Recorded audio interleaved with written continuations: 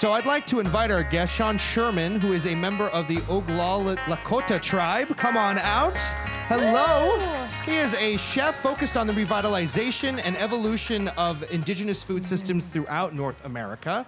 He received the James Beard Award for Best American Cookbook in 2018. He is also the recipient of the Leadership Award from the James Beard Foundation in 2019. And in 2021, Sean Sherman, of course, opened Minnesota's first full-service indigenous restaurant, Owamni, which has received numerous awards, including the 2022 James Beard Award for Best New Restaurant in America. He's also incredible, right?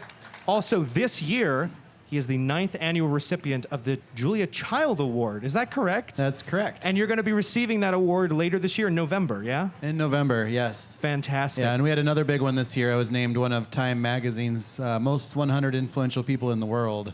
Look at that. Do you get one of those, like, we're Time very covers excited for your face? We're very excited to have Sean with us today.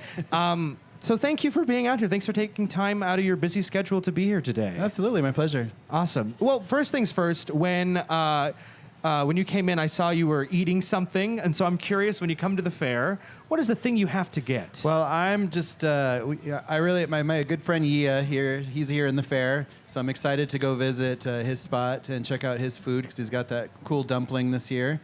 And then we have a bunch of friends from Midtown Global Market at the International Bazaar, so I'm going to go find them, and I'm going to go see how they're doing and check out some of their stuff. So I'm really excited for those pieces. That's exciting. Yeah, I'm also excited to go see Yvang's Union Hmong Kitchen. They got that big, like you said, that dumpling, the galabao, right? Exactly. Oh, looks so good. It looks really, really great. Yeah. Well, awesome. So one thing I was curious about, you grew up in South Dakota, correct? Yep. So did you come to the fair as a child? We had a very much smaller fair in South Dakota where I grew up in Rapid City, the Rapid City Central Fair. Not very big compared to this one. So I moved here in the late 90s, like 97. So 98 was probably the first time I came to the fair here. And it was crazy because this place is gigantic. It's like its own city, you know? It is, yeah. So it was definitely like, whoa, what is this? You know, but I've been, coming off and on for the fair for many, many years now because Minnesota's been my home since about 97. So do you remember the first fair foods you tried? I had some friends that are really into the fair. There's a couple people out there like that are really, really into the fair, and they had a whole map of exactly where to go, which foods to get, all the things. So we were just on this go, go, go, go, go kind of trail, you know? And I definitely remember the pork chop on the stick situation in the beginning days, you know? Nice. Fantastic. Nice. Well, you mentioned you grew up in South Dakota, right? And it's a big agriculture state like Minnesota. And correct me if I'm wrong, you were at one point you worked as a field surveyor too, right? I worked for the U.S. Forest Service in the Northern Black Hills because I went to high school and college in Spearfish, South Dakota, which is right on the edge of South Dakota, Wyoming, on the western side of South Dakota. And it's a beautiful, beautiful area. But yeah, that was a fun job because I just basically got to hike in the Black Hills all day, identify plants and trees, and that was my job. So I wonder, what role did that play in your later career as a chef that was focused on indigenous food, right? It helped me by just realizing there was so many plants around us, so many things, instead of just calling everything a weed, like learning the names of these plants and learning what they could be good for. And so many of them are edible, so many of them are medicinal, and it was just learning through all that. So when I had the epiphany of doing what I do, which is a focus on Native American indigenous foods, the understanding of the world around us is such a huge part of indigenous education. And so I already had built a little bit of that. So it was kind of like a really nice stepping stone to have. Yeah, so you just mentioned you had this epiphany, and we really want to know kind of like your origin stories as a chef. And so what was the epiphany? What made you want to take this route? Well, I grew up in restaurants because when my mom moved us off the reservation, off of Pine Ridge Reservation, we moved to Spearfish, and I started working in restaurants when I was about 13 years old, so I was very young. And just worked all through high school and college, moved to Minnesota in Minneapolis, and continued to work in restaurants and moved my way up into a chef at a pretty young age here in the city. And had a really good chef career for a few years, And then a few years into that career, I just realized the complete absence of anything when it came to indigenous or Native American foods. There was no Native American restaurants. There was no barely any cookbooks on it. Like, and it was crazy that you could be in a city where we had food from all over the world, or even right here, like we're in the fair, there's food from all over the world, but like good luck finding native food from like where we're standing, you know? So for me, that was the epiphany of just realizing the absence of it. So I just started really trying to understand what that meant to me. Like, why did I grow up on a reservation around Lakota people and Lakota family, and then have very little knowledge about what actual Lakota food was and what happened? Like, why was it like that? So I just started asking all these questions. And how did you educate yourself? I talked to a lot of people in my family, a lot of elders that grew up on Pine Ridge and had lived there their whole lives, you know. And I read a lot of books because I came from an era where we actually read books, and we used a thing called the Dewey Decimal System in the libraries.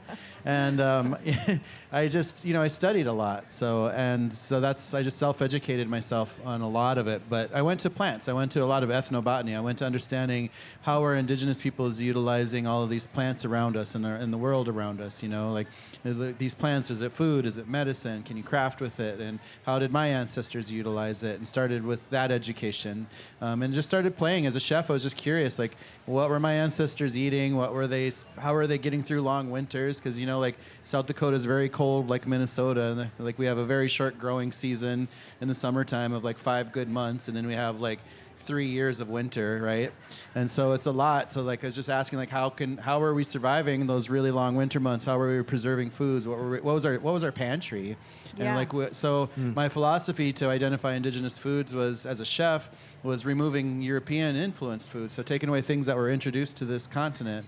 So we removed dairy, wheat flour, cane sugar, beef, pork, chicken. All those things weren't from here. So I started focusing on wild game, all the wild fish around us, wild birds, all the native plants that are edible, all the native agricultural pieces that are still out there, all these heirloom seeds from native tribes, and connecting with indigenous seed keepers. And just started like making indigenous foods right now. You know, I wasn't trying to make foods taste like the past. I was just trying to use as much indigenous knowledge from my ancestry as possible and indigenous foods and bring that forward. Yeah. Well, the interesting thing too, I think to mention too, is with Owamni, right? The restaurant that has won so many awards nationally in the last 2 years, is that, like a lot of food traditions, you've recreated and revitalized these traditional, ways of cooking and meals and food, and then you've brought it to a fine dining experience in a lot of ways, right? And so I'm just curious, it's also been affordable. Like people who can get it, well, when you can get into Owamni, it's an affordable experience. Yeah. So I'm wondering how, was that always part of the mission, or how were you able to make that happen? Yeah, we just really wanted to make it really simple. We wanted really clean, really beautiful, pretty food. You want it to be striking when it sits in front of you, but not over the top. We didn't want to do like super high-end, fine dining kind of situation. Because if you come to Owamni, it's family style. You have this beautiful menu with all these different native ingredients. A lot of them are plant-based even. And then you're able to just order everything and you share everything at your table. So it's just kind of it's creating an experience. And so like if you just came there for 1 or 2 dishes, like it doesn't break the bank, And we have our food truck, which sits outside of Owamni. It's called Tatanka Truck, because Tatanka means bison in Dakota Lakota languages. And it was one of our first concepts we'd come up with a long time ago. But that sits out there. And again, like you could grab a couple of indigenous tacos out there for not very much money. And now we have our little eatery inside the Midtown Global Market in South Minneapolis at the Indigenous Food Lab. So if you go to the Indigenous Food Lab, there's a lunch counter, and you can get some really healthy indigenous foods there now also. Yeah. So I was curious, just going back to what you said about kind of using these, what you've called like decolonized foods, right? Yep. Was that challenging to source that or to create menus around that? Or was it just kind of a natural path? Because you're taking out a lot of foods that people are used to seeing on menus. Right. Yeah, it's not typical, obviously, because, there's things that are missing that you would expect at a restaurant. Like we don't have ranch dressing. We don't have sodas. Like there's not even black pepper. Like there's a bunch of weird things that just aren't there because they didn't exist here, so they just took them away. But we have plenty of things because we use animals are easy, right? Because we have like venison and elk and moose and lots of bison, lots of birds like turkeys and ducks and geese and quail, lots of lake fish because obviously we have over 15,000 lakes here in Minnesota. There's a lot of freshwater fish, a lot of native agriculture. So we buy from partners like at Dream Wild Health, which is a native-run farm just like 45 minutes north of the city in Hugo. And we buy a lot of produce from them. And we get a lot of wild rice from different indigenous communities around us, a lot of maple. We get corn from places close by us and also all over the place. We get corn from like Potawatomi Nation in Michigan or the Dene Nation in Colorado and Arizona, New Mexico. We get corn, like Pima corn from Arizona and all these different native nations growing, and we're able to purchase and bring all these things here so we can make a bunch of fun stuff with it, and we're just trying to showcase what modern indigenous foods are moving forward, just using a lot of this philosophy and keeping things really healthy because we cut out all those colonial ingredients. We're gluten-free, dairy-free, sugar-free, soy-free, pork-free, all those things. And it's just really healthy and feels really good. Tell us, I'm curious to know a little bit more. You mentioned about Indigenous Food Lab, which is, kind of the proof of concept for ones you want to do more of, and it's part of the North American Indigenous Food Systems, right? So tell us a little bit more about how did that come about, and why did you start it? It's definitely, I would say it's been your focus of recent, more of like that's where you've been putting a lot of your attention, right? Absolutely, because the nonprofit, which is called, it's NATIFS for short, NATIFS, and it's the acronym North American Traditional Indigenous Food Systems. And under NATIFS, we have Indigenous Food Lab at the Midtown Global Market, and we just finished the first model, and it's a really cool thing. So we just finished our first phase of getting this model set up and going. But the model has inside the Midtown Global Market, we just launched a native food market there, so people can come and find native food products from native producers and just have a space for that so people can find that food there. And we're also producing a lot of food because we process a lot of corn into masa by using the nixtamalization process, and we make masa and we make tortillas and we make tamales and all these things out of our food lab, right? And people can buy that at the market. And there's a lot of books and things like our cookbook, The Sous Chef's Indigenous Kitchen, is sold there, and that still flies off the shelves. And then we have a native classroom there, which we're going to be creating a calendar of indigenous community classes, so people can take classes on how to process corn into Owamni, or maybe languages, or maybe medicinals, or maybe crafting, like anything. We're going to be offering a whole bunch of indigenous education, and every class that we do gets recorded through video, edited, and will live online. And we're going to create a huge archive of indigenous knowledge for people to access anytime they want to through our website. And then we're replicating that whole model. So we're actually getting ready to look at building our first extension in another region in Montana. So we're working with Montana State University to open up another food lab in Bozeman, Montana. And we'll also be able to offer some kind of public eatery, which could be as big as a restaurant like Owamni, or it could be a really small food service operation like we have at the Midtown Global Market, which is just a counter and you order some food. So part of the mission also is like educating around food sovereignty and land management, right? Absolutely. Our biggest goals is creating access to indigenous food, but also creating access to indigenous education, and just becoming a support center to see more indigenous food operations, whether it's food production, restaurants, food trucks, catering, food relief, school systems, hospitals, whatever it might be. We just really want to be the go-to place for people to learn about indigenous foods and help support and see more of that happening, not only here in our region around Minnesota, but basically all over the place. For folks who might not know, what does food sovereignty mean? Why is it important? It's really just the concept of understanding how we take control of our own food system. So in the past, for indigenous communities, like, nobody paid for food, but the entire community worked really hard to make sure that they had food for a whole season, So whether they're growing food, harvesting and collecting food, whatever they're doing, preserving, processing, trading, they're making sure that their community had food for everybody, right?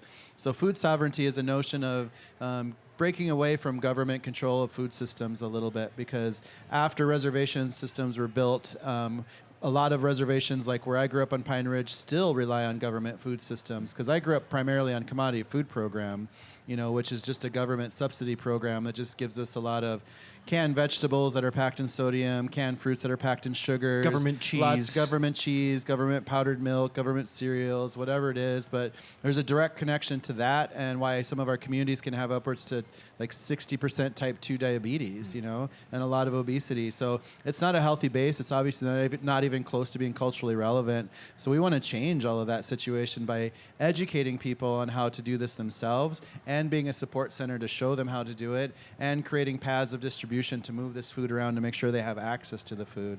So we're trying to tackle some really big real world problems that are out there, because on my tribe on Pine Ridge, it's probably still 80% unemployment there. And when I was growing up, we didn't even have restaurants. We had one grocery store that serviced an area that's basically the size of Connecticut, and very little food access, you know. So we're still, you can look at reservations as basically still segregated communities, and we need to change that. This just made me wonder, what does your reservation think of what you've done, like with Owamni? Do you go back and hear feedback about it? Well, we're just kind of showcasing what's possible, because to me, the restaurant Owamni downtown Minneapolis is just a showcase of what's possible, that we can have a really intentional restaurant, that we can say we're a decolonized restaurant by removing all these colonized ingredients, right? And that we can serve healthy food without calling ourselves a health food restaurant. And we can just change the way people think about not only Native American foods, but North American foods, because this is just the true foods of where we happen to stand. Like, no matter where you are in North America, you're standing on indigenous land spaces with indigenous histories. There's indigenous peoples out there, and it's not unique to North America. It's everywhere. You know, there's indigenous peoples around the globe, whether it's Hawaii, Australia, New Zealand, Southeast Asia, India, Africa, South America. We want to set the tone of what's possible moving forward, and really get especially tribal communities the power to start to take back some of their food and take back some of their culture through their food, and be able to offer that to their communities, to have healthier communities in the future, and to really support the growth of more indigenous food products out there.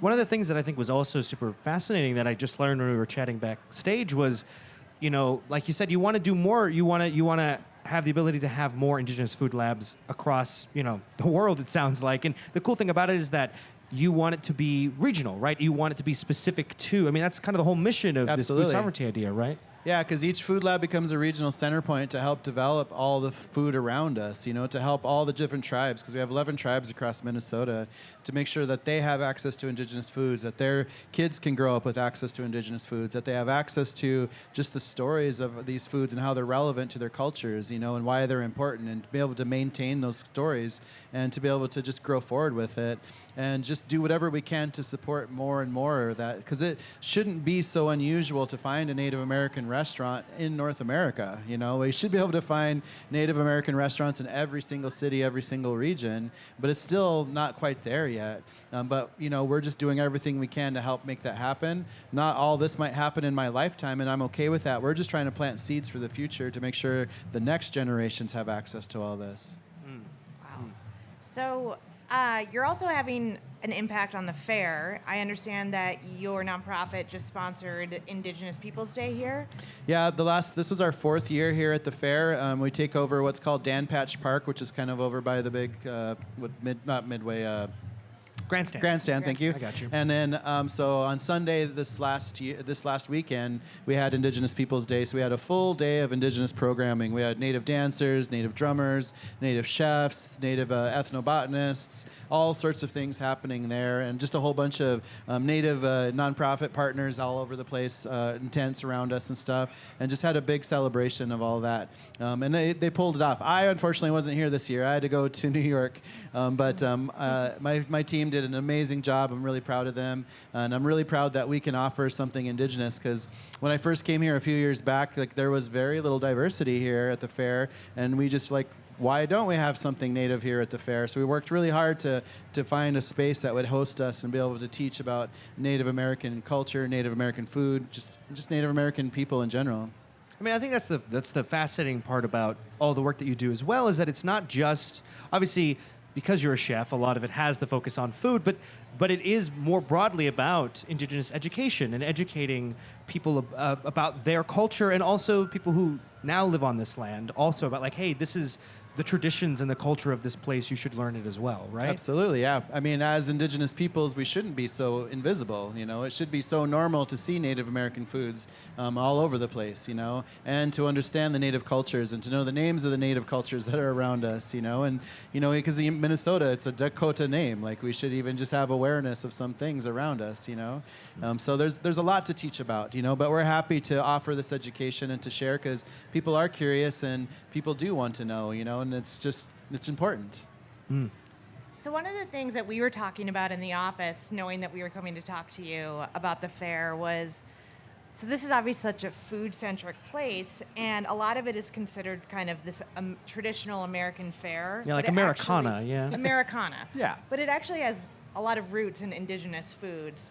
And like we were talking about corn and turkey and wild rice, and we were just kind of thinking, like, what are your thoughts on that?